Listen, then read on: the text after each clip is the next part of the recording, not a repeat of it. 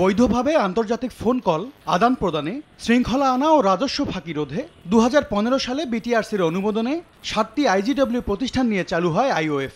7 প্রতিষ্ঠান হল Unique Infoway, Digicon Telecommunications, Roots Communications, Global Voice, Mir Telecom, Bangla Track ও Novo telecom.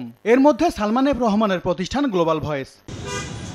নিয়ম অনুযায়ী আন্তর্জাতিক কলের একটি অংশ থেকে প্রাপ্ত 4% অর্থ মার্কেট ডেভেলপমেন্ট ফান্ড এমডিএস নামে তহবিলে জমা করতে হয়।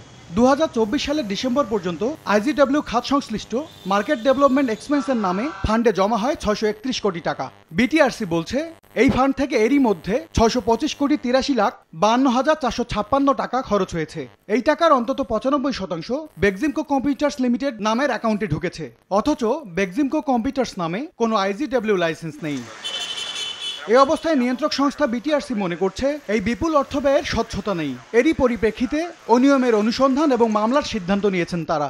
আইজিডব্লিউতে একটা ফোরাম ছিল, ওদের যে অ্যাকাউন্টটা ছিল ওই অ্যাকাউন্ট যখন আমরা হিসাব দিতে বললাম যে অ্যাকাউন্টটা আসলে কি কাজে ব্যবহার করা হয়েছে, তখন দেখলাম ওই অ্যাকাউন্ট থেকে এসব জায়গায় টাকা পয়সা গেছে, সব হয়তো টেলিকমের জন্য ব্যয় হয় নাই। এই জন্য আমরা দুদককে লিখেছি অনুসন্ধানের জন্য এবং এটার ব্যাপারে একটা কেস করারও সিদ্ধান্ত নিয়ে 568 কোটি টাকা গরমিলের অভিযোগে টেলিযোগাযোগ নিয়ন্ত্রণ আইনের 73, 74 ও 76 ধারা এবং পেনাল কোডের 420 এবং 406 ধারায় রাজধানীর গুলশান থানায় বৃহস্পতিবার রাতে মামলাটি দায়ের করা হয়। এজাহারে বলা হয়, আইজিডব্লিউ অপারেটর্স ফোরাম গঠনের পর প্রতিষ্ঠানগুলো লাইসেন্স এবং চুক্তির শর্ত ও বিশ্বাস ভঙ্গ করা সহ প্রতারণার মাধ্যমে অর্থ আত্মসাতে জড়িত ছিল।